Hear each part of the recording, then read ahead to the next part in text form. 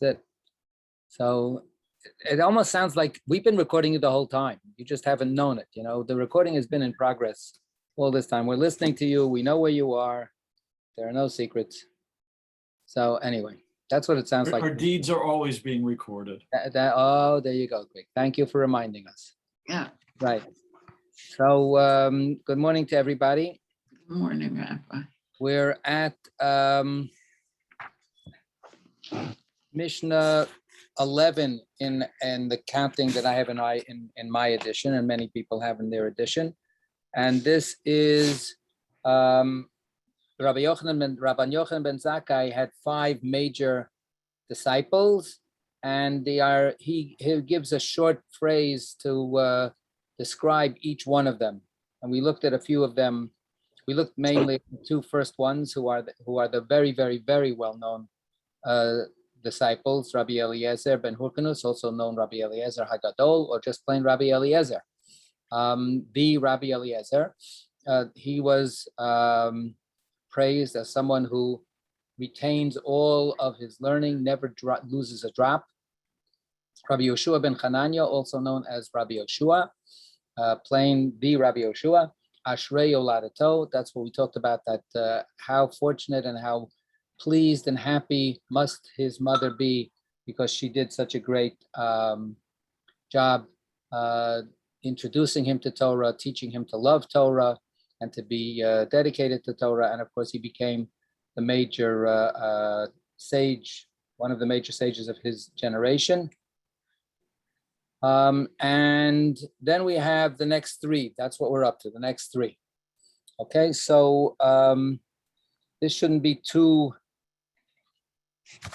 difficult to get the translation going, but let's try it anyway. Who's going to read us our more usual translation?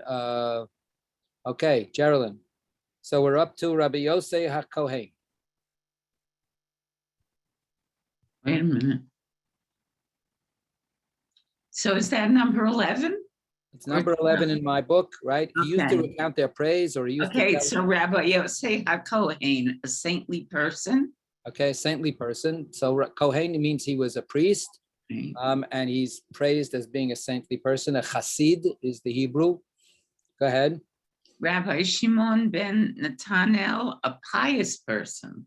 Pious person, the literal translation, one who fears sin, Yirei Chet, right? And Rabbi Elazar ben Arach, excuse me, an ever-flowing fountain.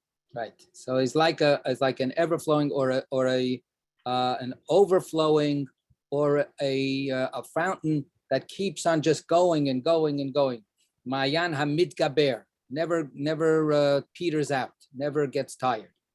So those are the 3 sages, disciples, with their positive descriptions. We don't actually know very much at all about Rabbi Yosei HaKohen and Rabbi Shimon ben Nathanael, even though they're enumerated here as the top 5 disciples of Rabbi Yochanan ben Zakkai. We know a ton about Rabbi Eliezer and Rabbi Yeshua. They're mentioned all over the place in rabbinic literature in the Tannaitic period. And of course, their words are then discussed in the Talmud. But Rabbi Yosei HaKohen, no. Rabbi Shimon ben Nathanael, also no. So it's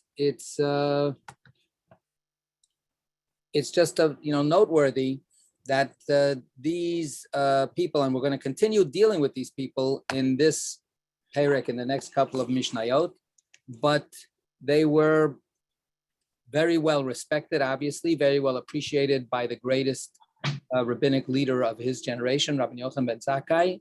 And nevertheless, as history continued, they faded away. They were pretty much forgotten. They don't leave, as we say today, a footprint in the tradition. So just something to notice. Rabbi Elazar ben Arach is a little bit of a different story. So what are we saying about him? What does Rabbi Yochanan ben Zakkai say about him? when we say that he's an overflowing spring, we didn't look at the Rabbi Shapiro's translations. Let's look at them now for a second. So, Bill, you have it? Yes, I do. It's basically the same, only he seems to reverse the descriptions of the first two, Rabbi Yosef HaKohen and Rabbi Shimon ben Nathanael. Go ahead. He says about Rabbi Yosef HaKohen is pious in every detail. Rabbi Shimon ben Nathanael avoids every misstep.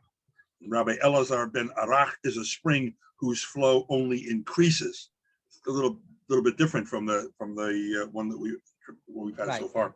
So okay, I mean that the first two are within the same actual meanings. I think piety, chassid, is also translated as pious, and saintly, and yirei chet is more of the negative side of the same coin, right? Piety in being has an aura of being saintly, of being holy in a certain sense.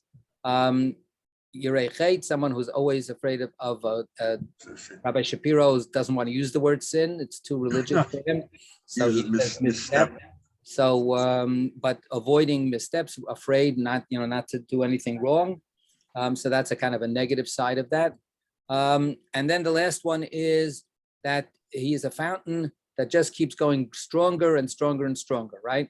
So that's an interesting translation, mitgaber. The word gibor, right, is a mighty person. Gvura is might. We say that God is Hakel, Hagadol, Hagibor, Bahanora. In modern Hebrew, a gibor is a protagonist, the hero of a story. So the idea of mitgaber means constantly being mighty. So the way we had it translated before, Geraldine, what's your last word's translation, the last phrase? For whom? I'm sorry. Rabbi Elazar ben Arach. An ever-flowing fountain. Ever-flowing. And Rabbi Shapiro's translation is? It only increases. Increasing. What's the difference between ever-flowing and increasing? It's a simple difference, right? What's the difference? Ever-flowing means it just keeps going as it's going. It doesn't stop like a creek in the forest. Only increases implies that there's some floodwater someplace that's feeding the spring and having it come out stronger or with a greater volume. Ever-flowing sounds like a steady state situation, flowing and constantly flowing and never stopping. Again, a kind of the negative or the positive. And in general, when we think about what does it take to be ever-flowing, given the entropic nature of the world, everything tends to, get less and less and less. So to keep on going, just to maintain the status quo requires a lot of energy, requires a certain mightiness. So that's the implication of that first translation.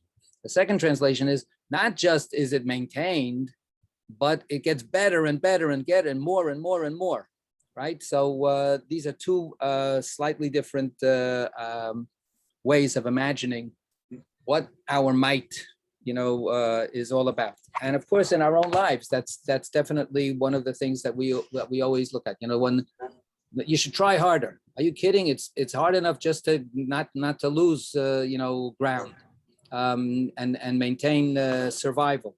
When we talk about the Jewish people, there's a whole, way of thinking that Jewish survival takes all of our energy. So forget about trying to be better Jews, trying to be, look for new ways or new areas to apply our Jewish values. Just the fact that we have to survive is already enough to ask of me, and that takes enough. And then, of course, the other idea is no, we're supposed to be better and better and better and better. Sarita, you wanted to say something? I'm just struck with the the difference between how Eliezer and Elazar are described. Right. Because Eliezer, it's this cemented cistern which loses not a drop. There's a real static feel to that. Taking it in and it just sits there. And this one Our translation is a spring flowing with ever sustained vigor. I mean, there's a real dynamic quality to that. Right. And so I'm really struck by the difference in how the two of them might have approached the study of Torah and the practice of Judaism and such. Yeah. Right. So yeah, very good. This is important contrast.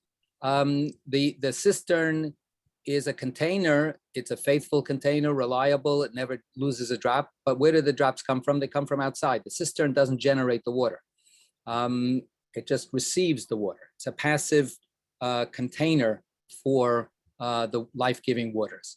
The spring, the fountain, is gushing with water. It's the source of the water, and it's giving out more and more. So it's so much more active, and the implication, a creative, dynamic kind of person. Right? Absolutely. There's definitely from the first of the sages to the last of the sages, we get a big contrast. Geraldine?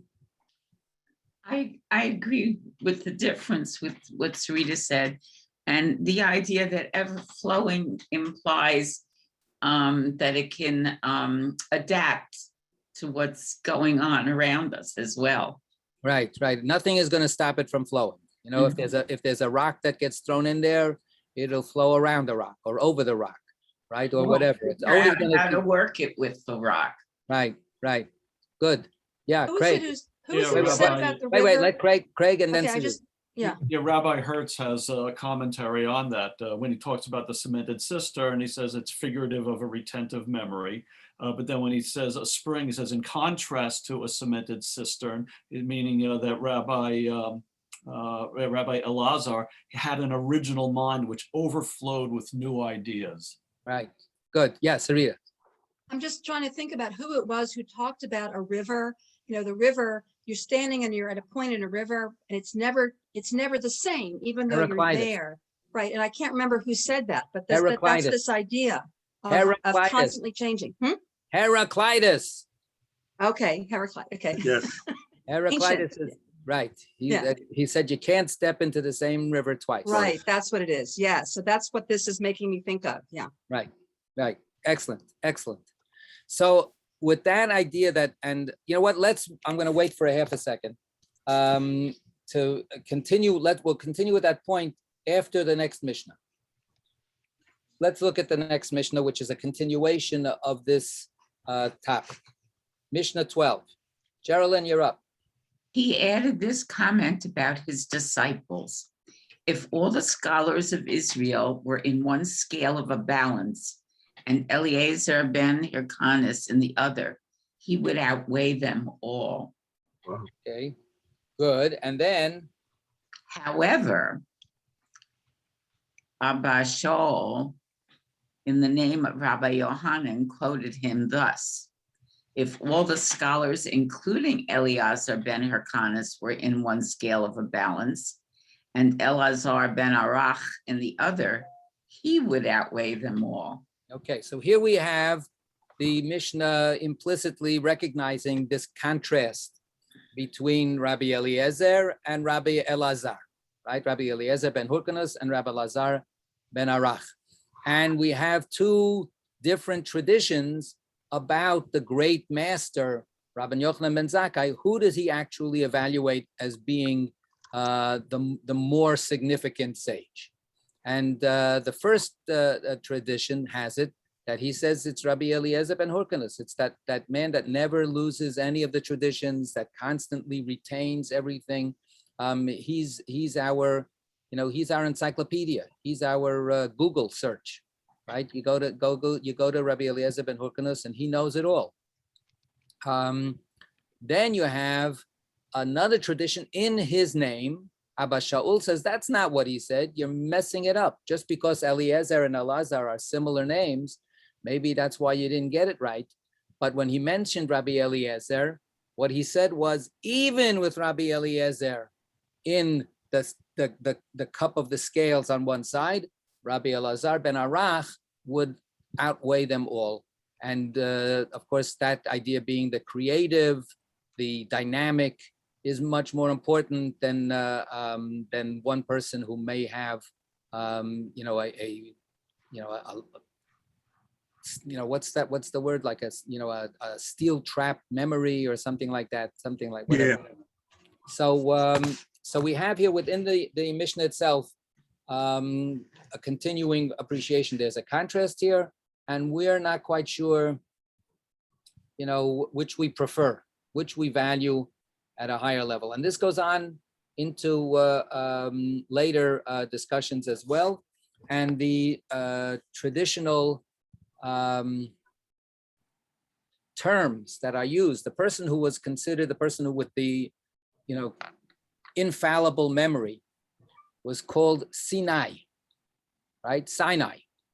So they were the person that, in other words, whatever God gave down from Sinai, this person accepted all of the Torah and has all of the Torah and never lost any of it. The person who's considered the more creative, and in rabbinic terms that had to do a lot with analytical skills and argumentative ways of trying to explore different questions, that person has an interesting phrase. That person is called Oker Harim, a person who uproots mountains. So the mountain imagery is again used for the retentive person. That person is like Mount Sinai. The other person is not impressed with Mount Sinai. Oker Harim, he uproots all mountains. He takes this mountain, he grinds them together until something new comes out. So the idea is also not just a kind of a creative aptitude, but also a kind of an attitude, right? The attitude is a little different. One is much more of a conservative attitude. I want to make sure that I don't, the idea we had before of piety versus fear of sin. I don't want to make a mistake. I don't want to, overstep whatever it is or understep. That's the more passive Rabbi Eliezer ben Hurkanus person. And the Rabbi Elazar ben Arach person that says, what do you mean? Why do I have a mind? Why did God give me this, creative ability, if not for me to use it as well as I can? Yeah, Josie. It's Josie. I think what I'm seeing here is Judaism needs both. If nobody remembers the teachings and the beginnings, then we're going to be kind of lost. And if we only go for let's evolve, let's create, let's keep going, we may lose the foundation. So I think we need both. So you're a very good, you should try to be a rabbi. You're right, you're right, and you're right. Right. And of course that's true. That's there's no question that both of them are necessary, and both kinds of types have played a very, very important role in Jewish tradition. I want to bring up a set of traditions about Rabbi Elazar ben Arach. I told you that the other two, Rabbi Yossi HaKohen, and the other person whose name is I actually can't remember on my own because he's so not remembered, Rabbi Shimon ben Netanel. Those two sages faded away and basically made no discernible continued contribution to the tradition. Whatever they did in influencing other people and in helping teach other people, that's, it's fine, but there are no records of them saying things, doing things, and so on. So they just fade away. Rabbi Elazar ben Arach is an interesting case because here he is getting such high praise, and he's we're going to continue to see these sages mentioned and what they contribute in terms of their wisdom. And the question then becomes, what happened to him? So he's not completely forgotten. He's not absent totally the way those other two sages are. And one of the interesting things that we have about him is that he was considered a mystic, and that he was considered as a person who engaged in the deepest spiritual studies, and that heavenly aura would surround him when he was studying. So we have, a story about him, but we don't actually have what was that mystical teaching that he was studying at the time. What did he actually say? That we don't have, but we have, again, another story that recognizes his greatness. But then we have a couple of stories that tell us another piece of his life. So this is from Midrash Rabbah, and this is as follows. Beginning sounds just like what we have. Rabbi Yochanan ben Zakkai had 5 disciples, just like we have here. And as long as he lived, they sat before him. Right? So as long as Rabbi Yochanan ben Zakkai was still there, they all felt, no matter how great their own learning was, they felt that they were sitting at the feet of the master, and they would sit to study and to learn and to absorb everything that Rabbi Yochanan ben Zakkai could give them. When he died, when Rabbi Yochanan ben Zakkai died, they went to Yavne. Okay, they went to Yavne. Yavne, of course, was the center that Rabbi Yochanan ben Zakkai was, the instrumental in saving and preserving and promoting. That was the center of Rabbinic Judaism after the destruction of the temple. So they all went there. And whatever that, we're not going to go into that. Rabbi Elazar ben Arach, however, joined his wife at Emmaus. So his wife was living in another town. In Emmaus, there's a story in the Gospels about a dinner in Emmaus, and there are great paintings that depict those kinds of dinners. Veronese had an amazing painting about it. So Emmaus was this town. The note says it's on the road between Jerusalem and Jaffa, so it's more in the middle of the countryside, between Yerushalayim and Yafo, right? Today, Tel Aviv, Yafo. So a place of good water and beautiful aspect. So it was this really beautiful town. It was sort of like a Montclair. It was just, a really terrific place to be. He waited for them to come to him, but they did not come. So he felt, here I am.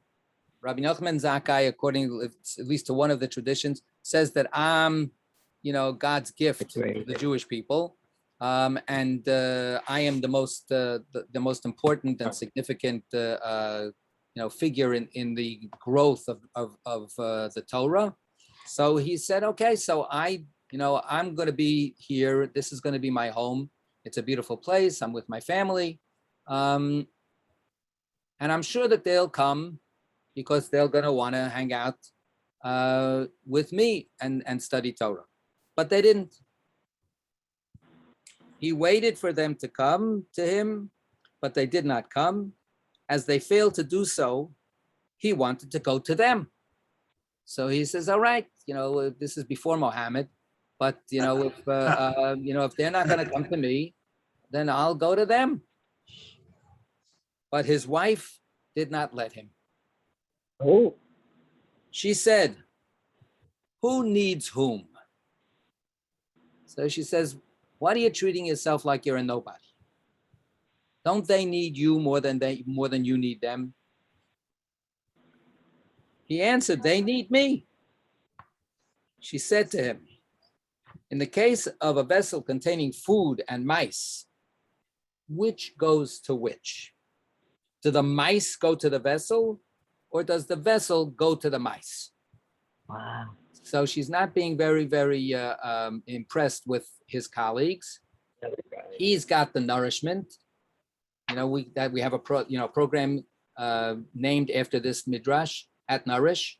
So you've got all the nourishment to give. So they're the mice. They need you. They should be coming to you. You should do that. He listened to her and he remained there. So he didn't go. And what do you think happened? Here's the rest of the sentence. Until he forgot all his learning. So this is a kind of a story about how come Rabbi Elazar ben Arach is not one of these big significant players in the, we have a story a little bit here, a little bit there, but we don't have all of his teachings recorded the same way we have for Rabbi Eliezer ben Hurkanus or for Rabbi Yehoshua. What happened to him? So does this mean you shouldn't listen to your wife? Yeah, there's a little bit of a misogynistic tinge to this story, for sure. After a while, they came to him and they asked him a question. We don't have to go into what the question is, and he was unable to answer. So that's the story in the Midrash Rabbah, that he tragically lost his learning. There's another parallel story in the Talmud. I'm not going to go through the whole thing. There, it's more shocking because they give an example about that he ends up he finally comes to some convocation. He gets asked to read Torah, and he can't read the Torah. He can't read the words. He makes simple mistakes, and he can't read the Hebrew words. There's a cautionary tale there. In that story, his wife is not mentioned. In that story, it's just that he was in this very comfortable place, and he ended up just not continuing to grow as a student in Torah until finally he became totally bereft of his learning. In that story, the rabbis, the other sages, pray to God, and they restore his learning to him, and he gets his learning back. So that's a little bit of a different version, but in there's enough in both of these stories, to give us some material to think about. Sarita, yeah. So that's interesting because he's characterized in 11 as a spring flowing with ever sustained vigor. So the question then is, what's the source? Mm. And if he thought of himself as the source, he was wrong, because he cut himself off from the source, and therefore, in a sense, he dried up. So that it really does reinforce what Josie said, how both are needed, but also that there's a necessary interaction. I mean, we think about how important a minyan is, and the thing is that the community is important, and interacting with others in the community is really essential. Right. Let's note that the irony is he's not praised for having the ironclad memory, right? He's praised for being this dynamic, creative, constantly energetically overflowing source of Torah. But in the end, because he makes a bad career move, so to speak, what is the problem in the end? He forgets. So the memory part, back to Josie's point, and what Sarita was just saying, you can't be super creative without some material to work with. You have to be, and this is of course one of the great questions in modern culture. Modern culture, in many ways started in rebellion to traditional culture. So if you think about painting, right? So you had a certain conventional idea of realistic painting. It may have been mythological images or so on, but there was a certain idea that when you paint a face, it's got to look like a face. When you paint a tree, it's got to look like a tree. If you paint an angel, it's got to look like the wings of the angel are real wings. So there was this whole, kind of idea. And then, a lot of the story of modern art is breaking away from that, right? And being creative in ways that challenge those kinds of rules and conventions. But then, by the time we got to the late 20th century, a lot of the questions were, well, if there are no rules, then what are we breaking? If there are no rules to break, then what's the extra oomph of what the artwork is doing. So if there's no resistance, then how do you create energy and power? So these are important questions in every realm. And with Rabbi Eliezer ben Arach, the moral of the story is, no matter how great you think you are, you need other people, right? It's when in the wife version of the story, she goes, "Who needs whom?" And he goes, "They need me." And he doesn't realize, no, but you know what? You need them. You also need them. You can't just be self-sufficient. The Talmud has this phrase. We learned it in Ta'anit when we were learning the tractate Ta'anit. O chavruta o mituta. Right? Either companionship or death. So you have to have, and this is Choni HaMa'agel, one of the great figures in the rabbinic stories, and he outlives his generation, and then he feels he has nobody to talk to, and that he goes into the Beit Midrash and he has nobody to study with. So he says, "What do I need to be here? What do I need to be hanging around without having that kind of back and forth?" We also had a story in Ta'anit, Rabbi Yochanan, who was the premier sage after the Mishnah. He had a colleague, Reish Lakish, Rabbi Shimon ben Lakish. And there are all kinds of stories about how Shimon ben Lakish, Reish Lakish, started out, not going into that, but he started as his student, as Rabbi Yochanan's student, but then he became a great sage on his own. He was always arguing with Rabbi Yochanan. And then something happened, I'm also not going to go into it, and Reish Lakish dies. And Rabbi Yochanan mourns, and the rabbis say, you know what, Rabbi Yochanan needs another study partner because he no longer has Reish Lakish. So they send him this great rabbi who's very learned, except that the rabbi didn't have that counter impulse that he would be much more easygoing with Rabbi Yochanan and say, "Oh, that's a great point. Excellent." And Rabbi Yochanan goes, "What do I need you for? I don't need a yes man. I need somebody who's going to challenge me. I need somebody who's going to, push me further so that I can, be as good as I can. Be mitgaber. Get further, more and more creative and active." So Rabbi Eliezer ben Arach, these stories kind of explain or try to explain, how did he actually not fulfill what seems to have been his true potential? He should have been one of the greatest sources of Torah, a Mayana Mitgaber. He should have been this overflowing source of Torah, and in the end, we have practically nothing from him. Their answer is because he separated himself from the community. Right? Do not separate yourself from the community is one of the teachings we had earlier in Pirkei Avot, and the community is, essential for even the most creative sage. Okay. Any other comments? Oh, and we went way over. Way over. I apologize to the next group. So, all right, sorry, we're going to have to stop right here. Yasher koach.